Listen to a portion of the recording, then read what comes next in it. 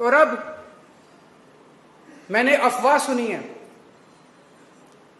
कि प्रमोद सावंत अपनी वाइफ को, अपनी पत्नी को मयम से चुनाव लड़ाने की तैयारी कर रहे हैं। एक तरफ आपका मालिकाना हक छीनते हैं और अपनी पत्नी को यहां से चुनाव लड़ाने की हिम्मत करते हैं। वोट दोगे उनको? वोट दोगे उनको? हाथ खड़े करके बताओ, वोट दोगे कि नहीं दोगे?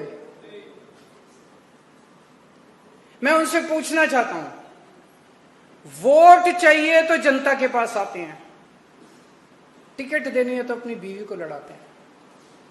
यहां पे इतनी सारी महिलाएं बैठी हैं, 20 लाख पॉपुलेशन है गोवा की। उन 20 लाख लोगों में उनको अपनी पत्नी मिली चुनाव लड़ाने के लिए। गोवा की कोई महिला, आम महिला चुनाव क्यों नहीं लड़ सकती? आम आदमी पार्टी को जब चुनाव लड़ाना था तो वेंजी को उन्होंने चुना था। वेंजी एक आम आदमी है। हमने किसी के बेटे और किसी के बाप को, किसी के चाचे को नहीं चुना था, किसी की बीवी को नहीं चुना था। इनको जब टिकट देनी होती है, एमएलए बनाना होता है तो इनको अपना परिवार दिखाई देता है। कोई अपनी बीवी को बना रहा है, कोई अपने बेटे को बना रहा है, कोई अपने चाचे को बना रहा है, कोई अपने भाई। मैं देख रहा था पिछले 60 साल के अंदर कुछ चंद परिवार हैं गोवा के, 13 या 14 फैमिलीज हैं।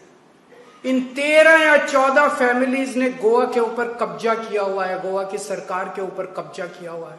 It's a vice like grip on the politics of Goa.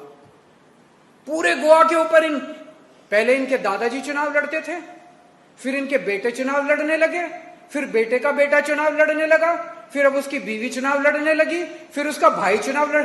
अरे गोवा के लोग कहां जाएंगे? और ये आपके लिए चुनाव नहीं लड़ते, जनता के लिए चुनाव नहीं लड़ते, ये अपने परिवार के लिए चुनाव लड़ते हैं, पैसा लूटने के लिए चुनाव लड़ते हैं, गोवा को लूटने के लिए चुनाव लड़ते हैं। और एक पार्टी में नहीं है, कांग्रेस में भी परिवार है, बीजेपी में भी, इस पार्टी में भी, उस पर सब में परिवार हैं। चुनाव लड़ते हैं, कभी बीजेपी से चुनाव लड़ लेते हैं, कभी कांग्रेस से चुनाव लड़ देते हैं। इसकी सरकार आती है उधर चले जाते हैं, इसकी सरकार आती है इधर चले जाते हैं। सारा घालमेल है, सारा सिस्टम ऐसा बनाया हुआ, बस लूटने के लिए, गोवा को लूटने के लिए उन्होंने सिस्टम बनाया।